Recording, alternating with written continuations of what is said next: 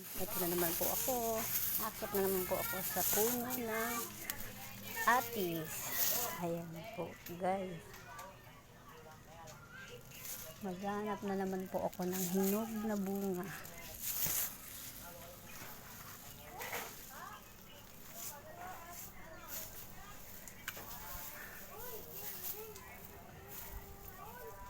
Ito po, titingin po ako ng mulat ng atis.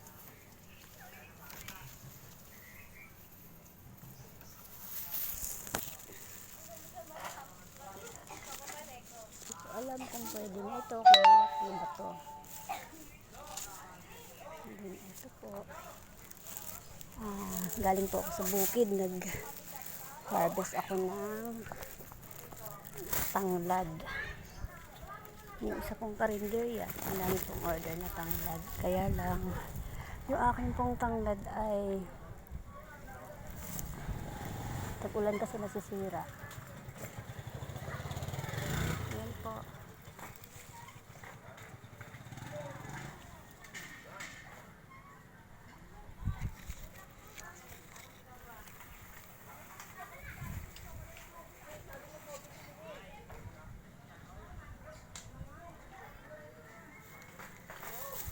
Parang wala akong makitang mulat.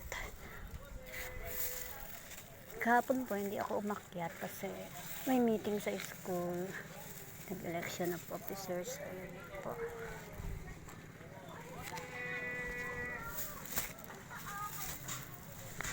Akyat po tayo sa taas. Titigil po tayo ng hinog. Baka maunahan na naman po tayo ng panikit. Mukha lang po siya madilaw pero hindi pa naman hinog.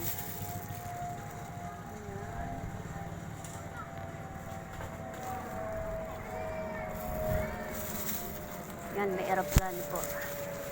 Ito po kaya. Ito po na tok-tok.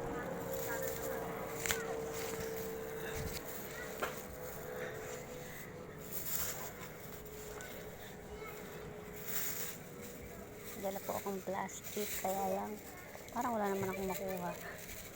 Ayan po yung address o ganyan. Meron siyang puti-puti.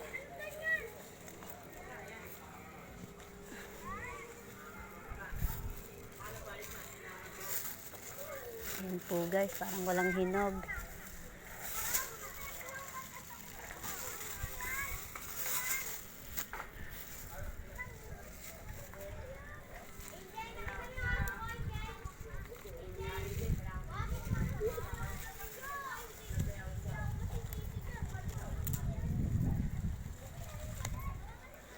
Mamaya naman po ay akitin ko yung bunga ng suha ko. Kasi yung aking pong duhat ay naano ng bagyo, naputol yung sanga.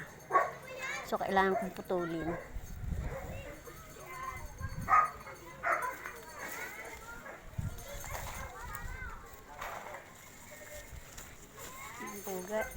Siguro mamaya ako po ito po. Walang akyat yan.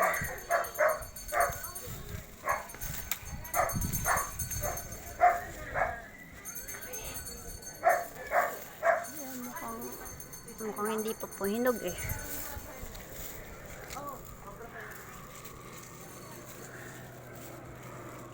Ito po ba, hinog na po ba to? Ayan po.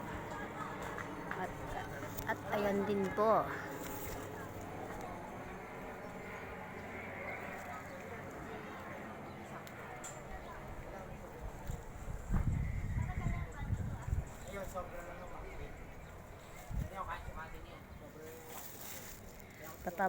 Bababa na po ako guys, mamaya ako na lang kukuhaan. Baka mamaya hinog na yan.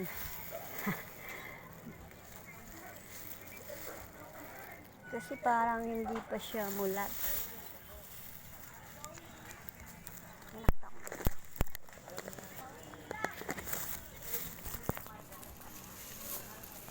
Baka po kasi namin malaglag ng cellphone ko.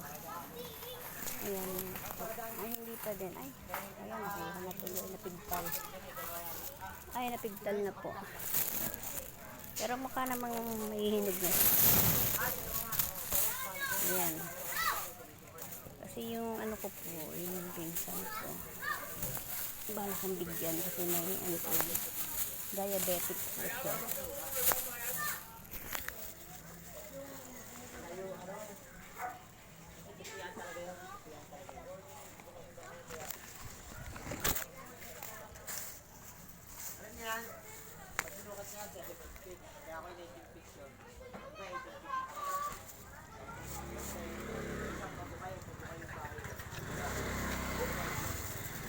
Yan, bababa po muna ako, guys.